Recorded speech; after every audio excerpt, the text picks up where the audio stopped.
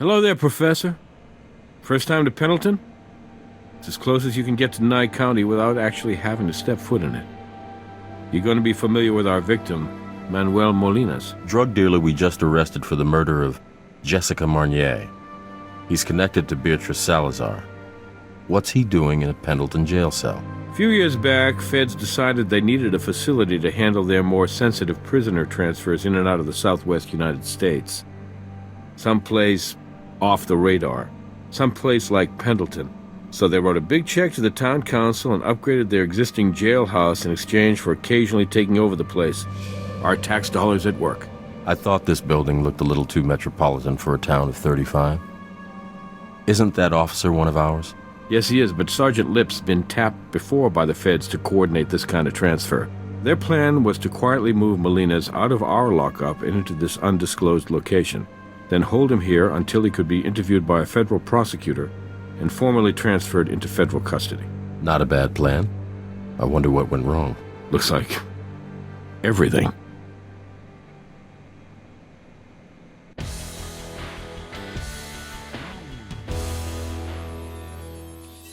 Okay, I don't need to tell you. This is now priority number one. Molinas' transfer was on a need-to-know basis. The first I heard of it, the sheriff and the deputy director of the FBI had me on the speakerphone, screaming that somebody dropped the ball. So I got my ass out of there and secured the scene. Is Agent Huntby still missing? Yes. And based on his apparent effort to sabotage your handling of the DNA evidence in the Salazar case, the FBI strongly suspects he was a mole for Salazar, and now officially considers his disappearance UFAP. Unlawful flight to avoid prosecution, meaning he's a fugitive, and very likely a suspect in this homicide. Sergeant Lip should consider himself a very lucky man. Whoever broke in here to silence Molinas wouldn't have wanted to leave a living witness. We'll need to get a full statement from him.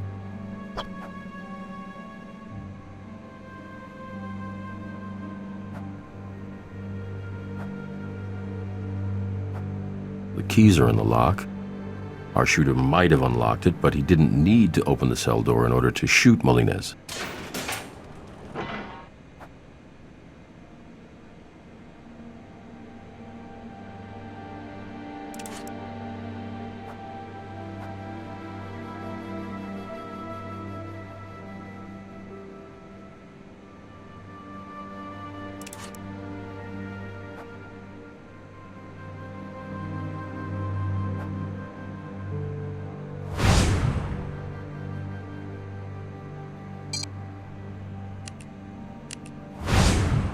Yellow powder. We'll want to get that back to the lab. The cell was locked during the shooting. We don't know exactly where the shooter was standing as he fired, but that powder might indicate his position.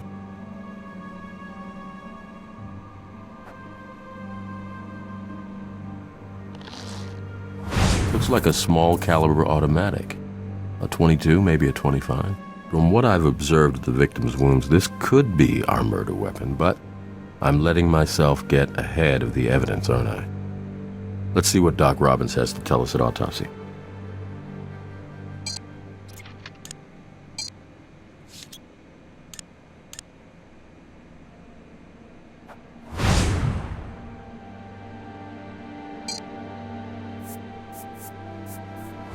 It's blood.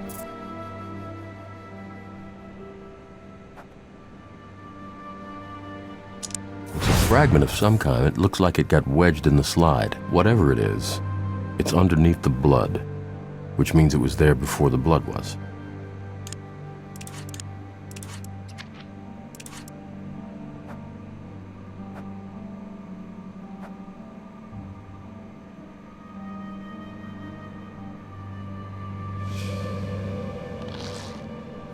This digital recorder stored all the footage from the security cameras in the station. The hard drive's been crushed.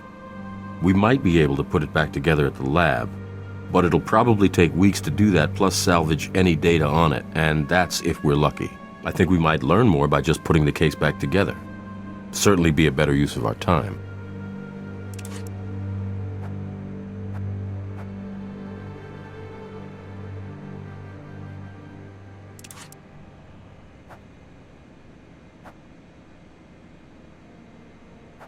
Hey. Sergeant Lip, I'm Ray Langston. My partner and I are with the Las Vegas Crime Lab. Yeah, great. But please, call me Tim. This is just a spectacular screw-up. That's a pretty serious head wound you have there, Tim. Looks like you've lost quite a bit of blood. You might want to get that looked at right away. You know, it must look a lot worse than it feels right now. Honestly, I feel okay. And if you don't mind, I'd like to stay here as long as you might need me. No, I didn't. Whatever it was, knocked me out in one hit. Mr. Molines was here awaiting his interview and formal transfer into federal custody. I'd say approximately an hour before the federal authorities were scheduled to arrive, around maybe 8 p.m. or thereabouts, this tall and, if I remember correctly, Hispanic male, wearing a suit, he enters the facility and presents FBI credentials. I turned around to reach for the paperwork, and bam! That's the last thing I remember. I woke up behind the desk here, and then I went to check on the condition of the prisoner. I observed that he'd been shot multiple times, and that he was dead.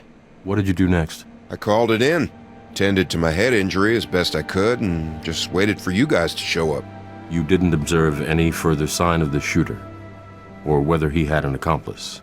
I didn't see anything. He was long gone, or they were gone. I don't know if he had help. Unfortunately, the assailant disabled our surveillance. He smashed the recording unit to pieces, what's left of that DVR over there. I don't remember the name on the identification. I'm sorry. I thought I got a really good look at it, too, because I didn't recognize the fella, but it's all real foggy to me right now. I understand that this kind of prisoner transfer is on a need-to-know basis, but is it standard operating procedure to post a single guard? No, it isn't. But in this case, it was necessary because, well, you might find this a little hard to believe, but our budget's been cut pretty radically, so the truth is, we couldn't afford to assign an additional officer. We were definitely whistling through the graveyard, I know that now, hoping we could get away with this one, but we were wrong. Who made the final decision that you alone would transport and protect Mr. Molines? I did, actually. The sheriff ordered the prisoner transfer, but I'm the sergeant in charge of operational command. That means duty assignments, tactical protocols, and budget outlays. I was the one who evaluated our risk assessment on this one, and I was wrong. Dead wrong. We all make mistakes, Tim. Yeah. Only this mistake cost a man his life, Mr. Langston. When federal authorities need the building, the sheriff and his deputy actually work out of his house. Can you believe that? There's just not much crime here in Pendleton. Not much of anything here, really. From what I remember, he was tall, approximately 6'1", Hispanic male, between 200 and 225 pounds, clean cut. I mean, I don't think he would have caught me off guard if he hadn't looked like a federal prosecutor or FBI agent.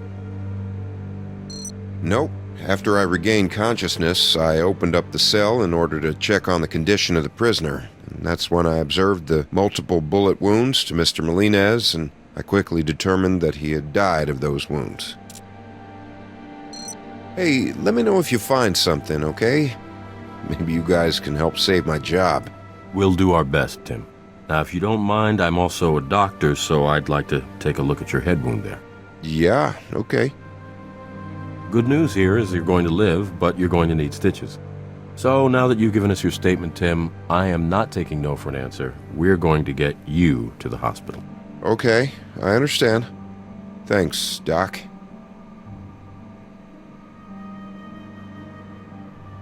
Well done.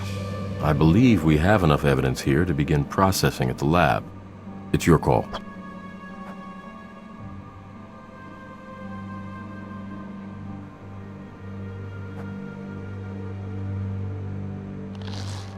That's the rag Sergeant Lip applied to his head to staunch the bleeding.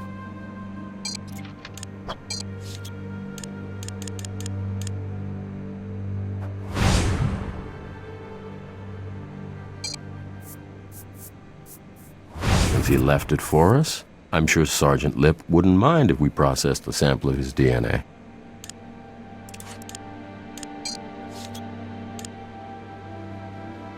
I'll call the coroner to pick up the body.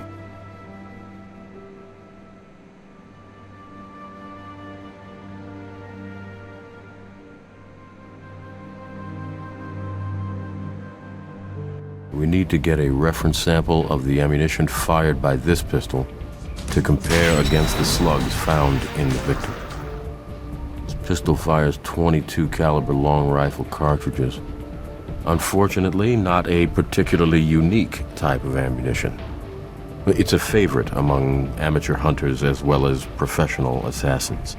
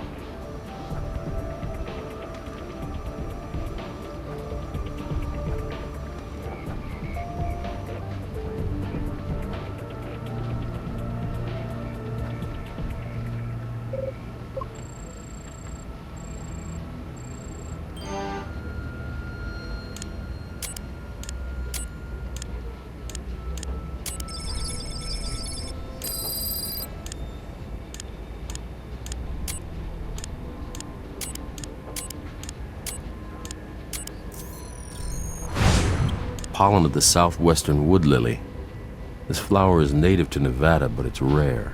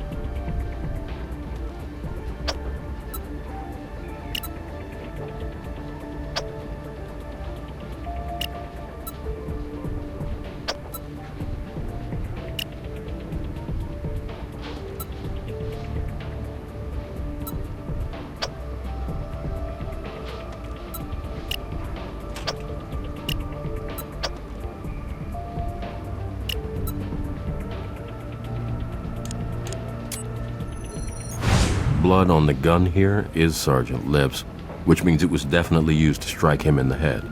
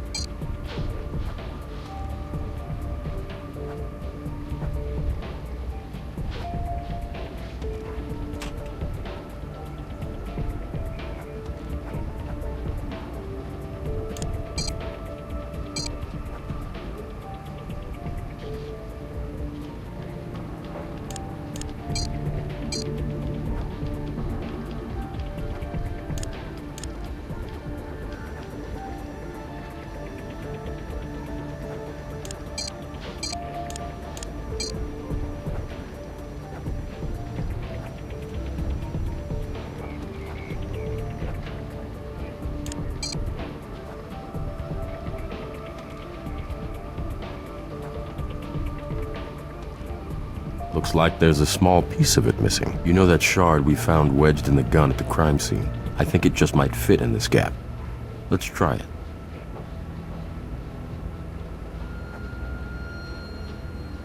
Yes, a perfect fit. Ray, where are we now with the Molina's case? I read Sergeant Lip's statement. Well, Sergeant Lip isn't telling us the whole truth. How do you know?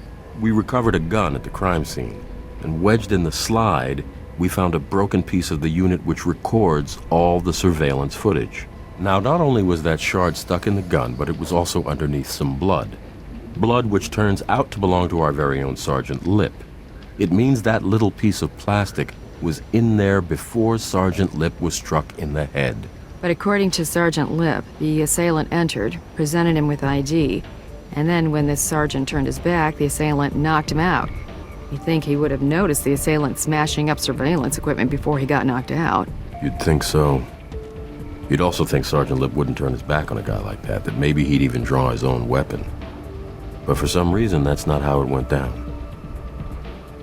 Hello there, it's Doc Robbins down in the morgue. I've finished the autopsy on Manuel Molina's. So whenever you're ready, I'm available to review my findings with you.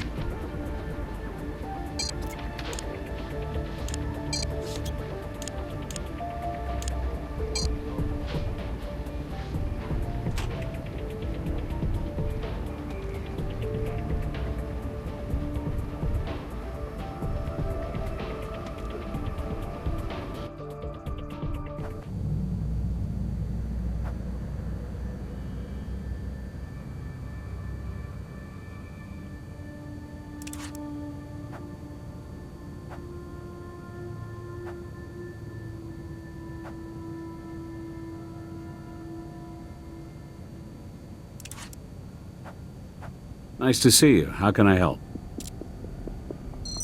I found 2 bullet wounds, both potentially fatal, and both were consistent with the damage you'd expect from a small caliber hollow point.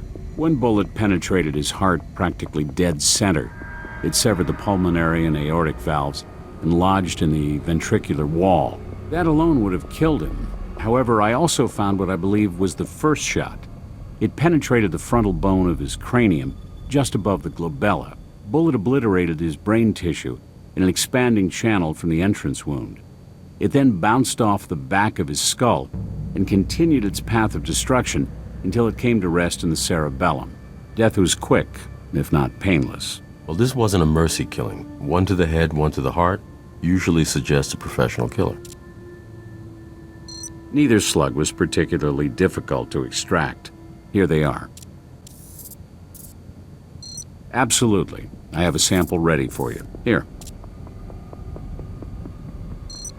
I found a glob of what looks like mucus on the victim's face. I collected some for you. Someone spat on his face? That's what it looks like. You see, the less viscous bits appeared to flow down the side of his face, so unless he was already lying on the floor when he was shot, it occurred post-mortem. Anytime.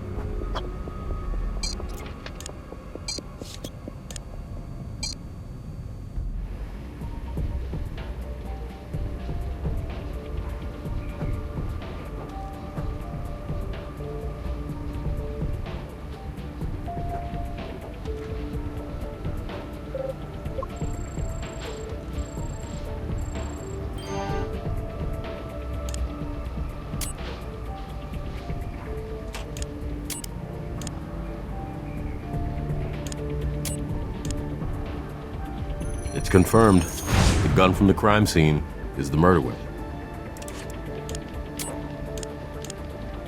Both bullets taken from the victim were fired from the same gun.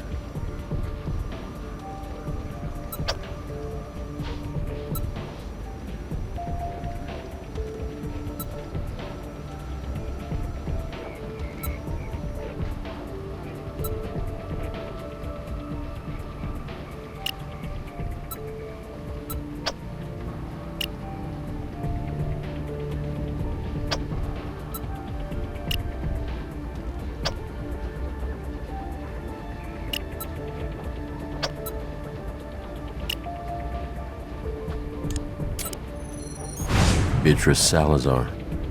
She spat on Molina's corpse.